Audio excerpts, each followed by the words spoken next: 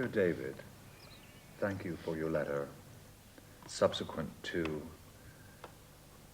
our meeting with yourself. The great hall of Towie Barclay Castle, where for centuries the laird has taken up the cudgels on behalf of his kinsfolk. Over the erosion problem. Towie Barclay and the nearby fishing villages of Crovie and Gardenstown on the northeast coast of Scotland were once part of the fiefdom of the proud Barclay family, who gave their name to a national bank. The villages are now part of the estate, owned by the present laird of Towie Barclay, Baron Ellington, late of Oregon, USA, who bought the estate and its ancient title 5 years ago. Hello? I grew up in Oregon, on the west coast of the United States, and then my parents moved to British Columbia, and I've lived in Britain since my late teens. But I do have to have a chat with someone. Though I spent my childhood in the United States, my parents are British subjects, and I'm a British subject as well.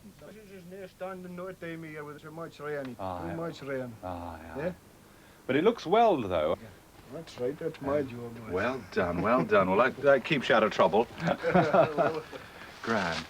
Right, well, I'm going to head down further towards the beach, so nice seeing you. Thanks a lot. Okay, cheerio.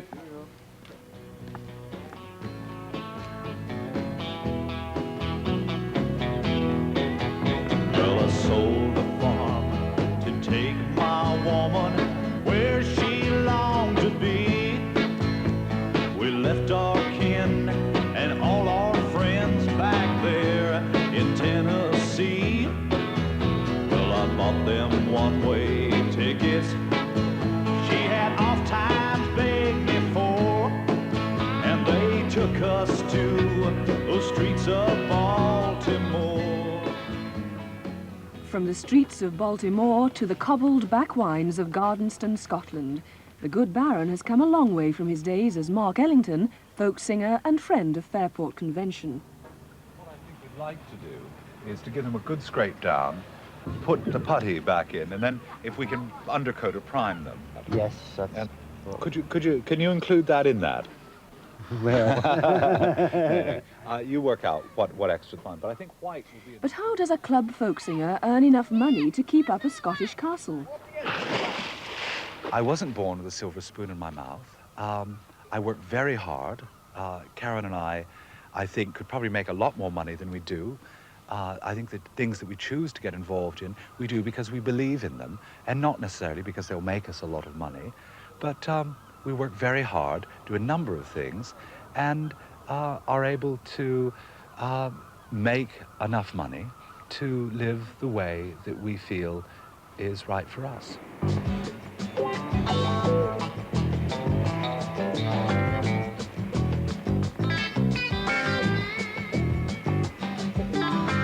I see the daylight coming, I see the darkness running, I see that the truth... Most of Mark's newfound pleasures come absolutely free, of course.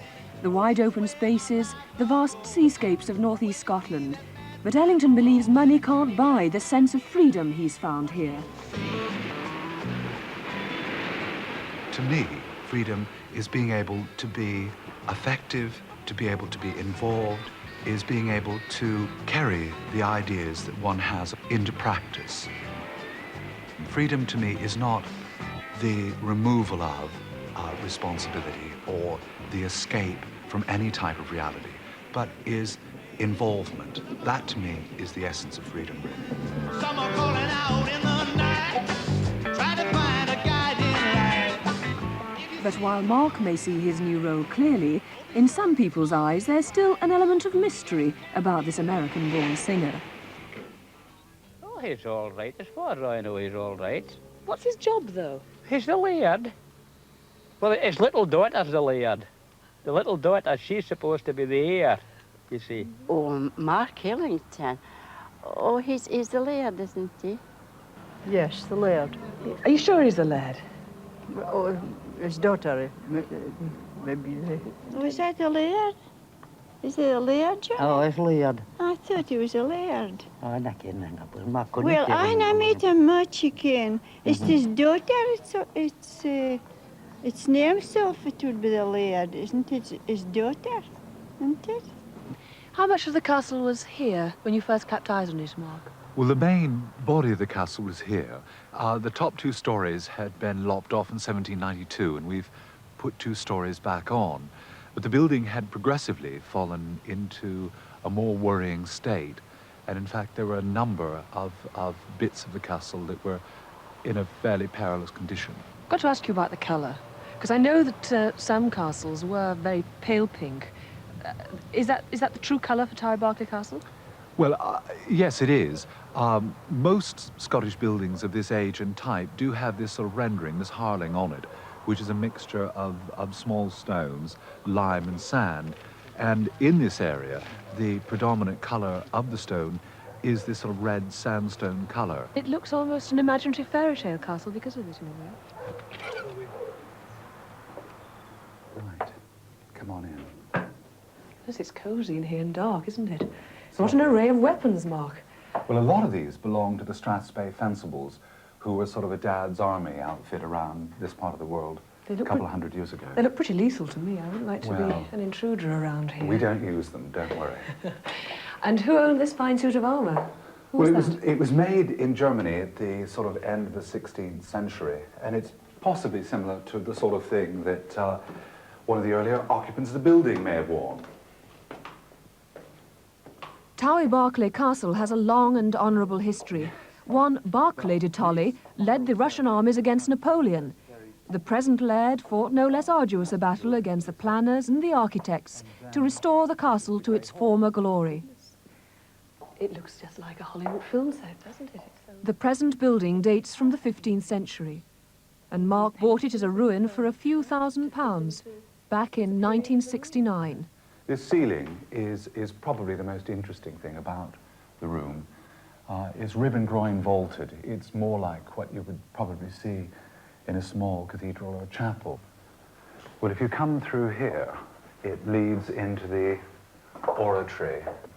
Yes, that's enough for one person, following you right behind. Just barely. Yes. And then you come into here, and you've got the altar. And this is the original altarpiece? Yes, yes. Above it here, we have this sort of carving, which is a rather gruesome sort of a thing, sort of a mort's head there. Are you a Roman Catholic? No, I'm an Episcopalian.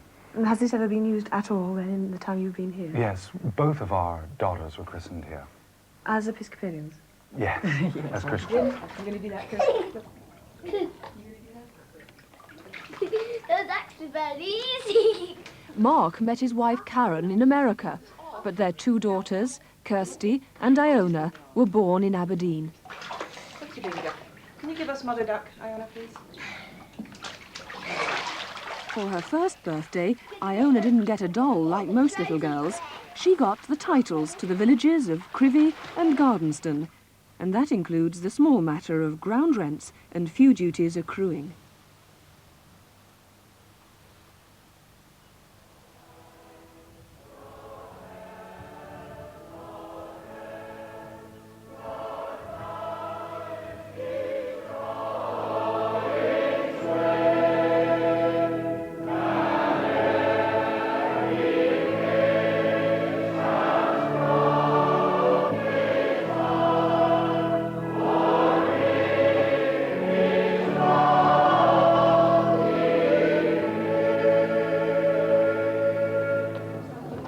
Sabbath in Gardenstown. The fishing villages along the Banffshire coast are among the most deeply religious communities in Scotland. On Sunday, everything closes. The church is packed.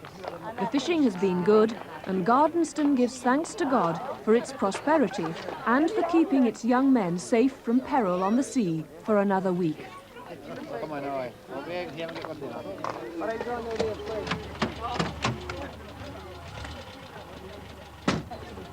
While the men are at sea, the women bring up the children to be obedient and God-fearing.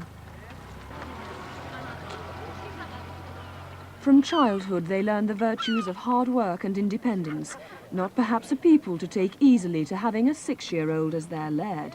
It's a very difficult thing to sort of try and anticipate how she'll cope, because one doesn't know what the landownership situation will be in 10 years' time. One doesn't, much more importantly, one doesn't know really what the village will be like at that time, and we don't know what Iona will be like. Today, the fishermen sing their hymns on the quayside, as they have done for several generations. Him at his word, forgiven, he lifted me from sinking sand. He lifted me with tender hands. He lifted me from shades of night to realms of light. Oh, praise his name. He lifted me.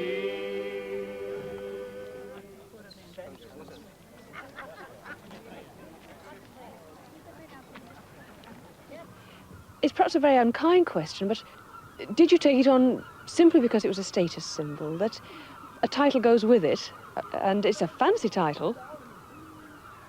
No, I mean, I can't really see where having an estate, which is responsibilities, problems, and brings not a great deal of income, is really a status symbol. I think there would be much more accessible, much less troublesome status symbols than an estate like this. I don't think either Karen or I would ever view this estate as something that would in any way aggrandize us or give us any status of any kind. Didn't it tickle your fancy ever so slightly, though, to think that you had inherited, by buying the estate, almost an ancient title? Not really. I mean, we have the barony at Towie Barclay, and I suppose, in a way, if anything sort of is historically a little bit of titillation, that would be it, because it's a very old barony, and perhaps that has a certain romantic attachment and excitement to us about it. But I think, as far as Gardenstown and Crovie know, the people here are in no way servile, they're not toadies, they don't tug their forelocks, they're not that sort of people. So one isn't made to feel that you're someone very grand or very special. In fact, they'll bring you right down to earth at any moment with a specific problem which you might be of assistance on or you might be responsible for. So any sort of illusions you might have about yourself are dispelled pretty quickly.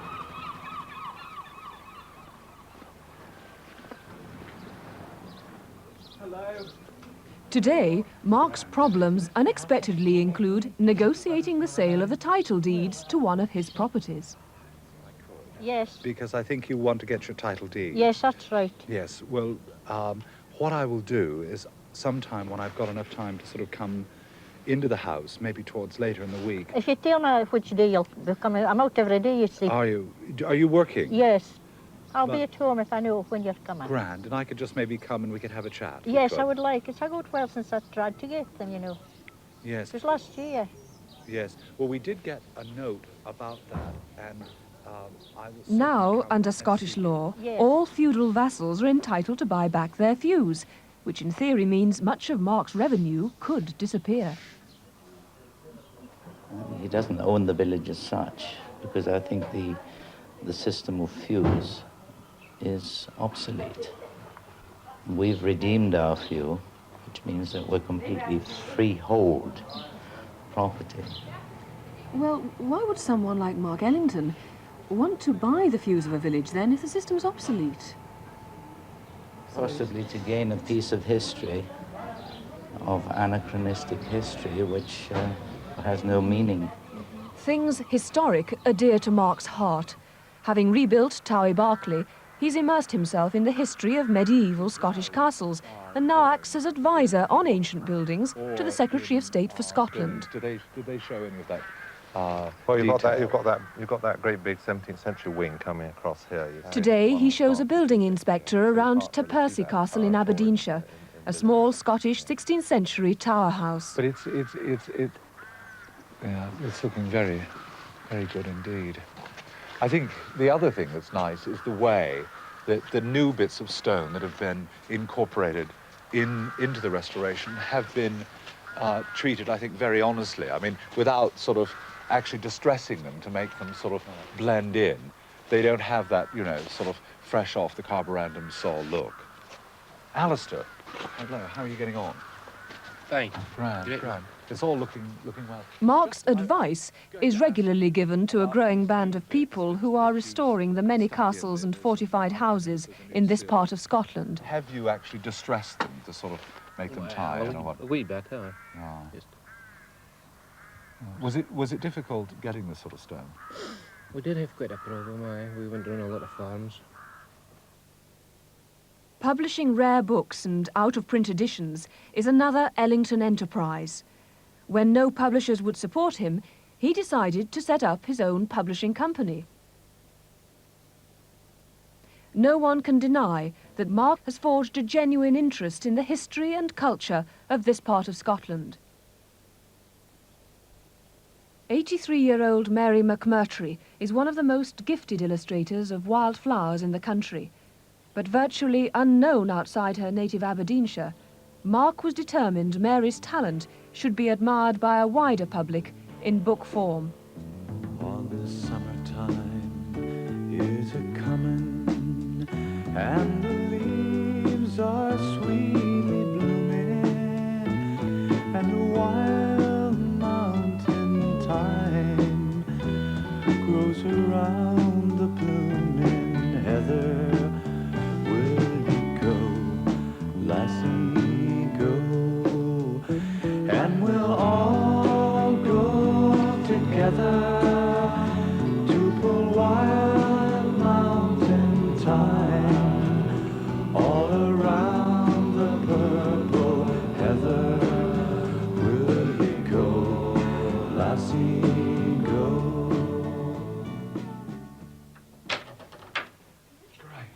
The singer, whose own musical roots are firmly in the American folk tradition, has now immersed himself in the music of the Highlands. Ailey and Gilly Mackenzie are two of the most remarkable young singers to emerge from the Gaelic culture in recent years. What I think we'd like to do is to start with Unio Van, and if we could just go through it, just sing it through straight. We'll probably be adding clausac onto it, maybe some other instruments afterwards. But now, if you can just stand up and put on the headphones, and I'll go into the control room, and we can take it from there, okay? Great. I'll see you in a moment.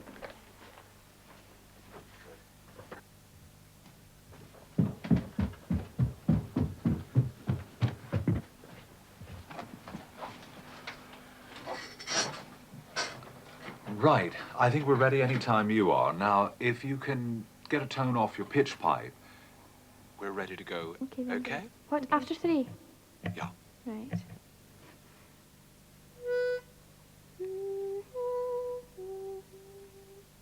Right.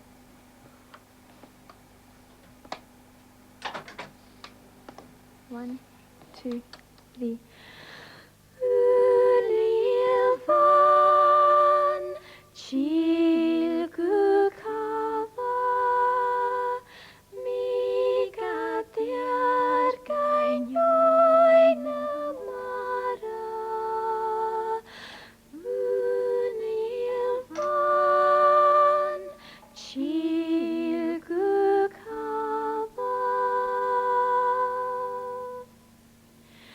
Through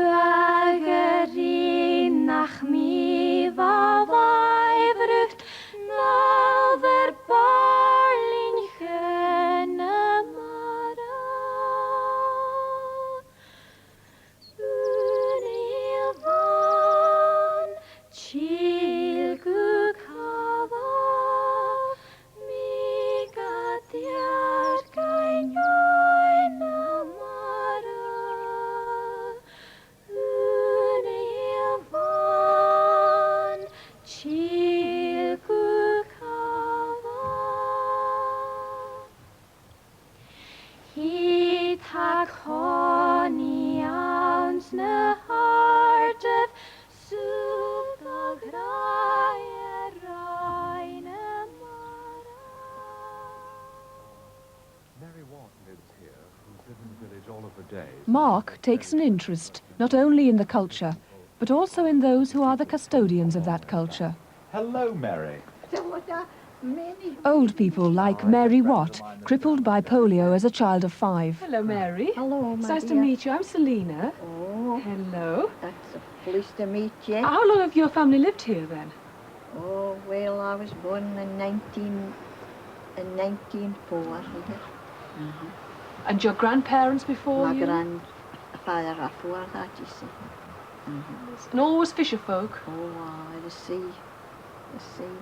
And your family originally came here when? When was that? How many years ago?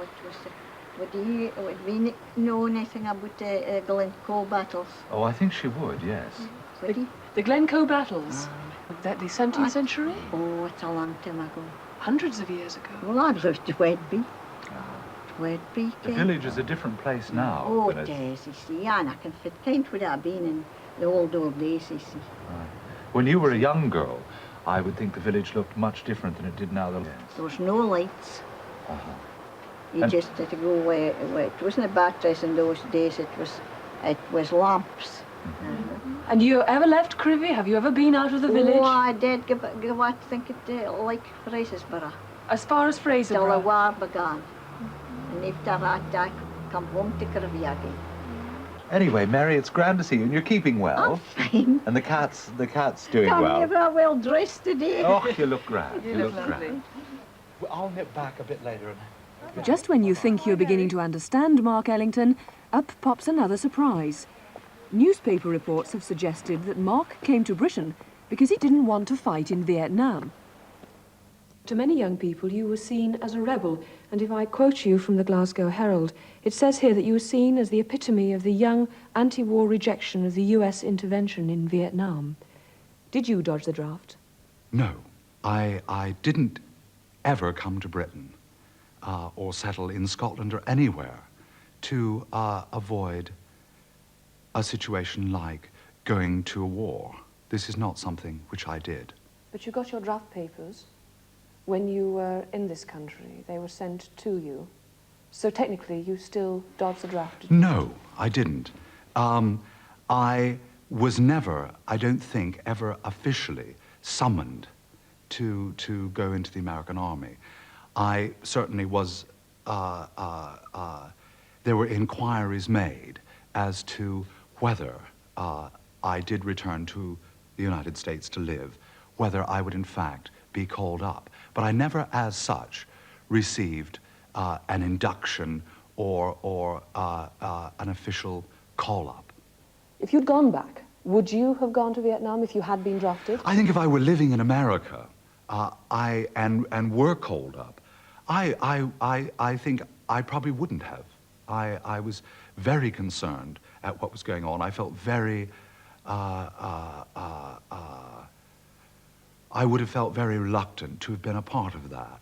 But I don't know, you know, it's, no, I can pretty well say absolutely, were I living in America, and had I been called up living in America, I think I certainly, with the feelings that I had about the war in Vietnam, I wouldn't have gone. Now Mark represents the Queen herself as Deputy Lord Lieutenant of Aberdeenshire. The honour was final proof that he'd arrived, and was a reward for his special interest in the ancient buildings and the culture of northeast Scotland. Do you want something more to eat? Hold on. That me? That's me. Great. You sure? Did you get some honey, Edward? No. See the bee there? What? Hand it to Mummy. Hand it to Mummy. Where's the honey? What? How do you stick it? Well, they do it inside them. It's a very special thing. Only bees can do it. Do you think they go to the shops and buy it? No. How do they make it? No, you don't go to shops and buy a bottle of honey. But sometimes it's difficult to grapple with the many facets of his complex character or business interests. And the question most often asked in this, the thriftiest corner of Scotland, Where does the money come from? That's a bolt out of the blue. You invite local people in here and they come trooping round and see these lovely pictures on the walls and surrounded by lovely things. And you're now their Deputy Lord Lieutenant. They take that quite seriously too. Yeah. And they just want to know. It's almost a question that's on most people's lips. Sure. The moment I say I'm talking to Mark Ellington, Where does he get all his money? I think no one of our activities would probably make enough to sort of keep us ticking over, but I think all of the things that we do combined actually make it possible for us to live here.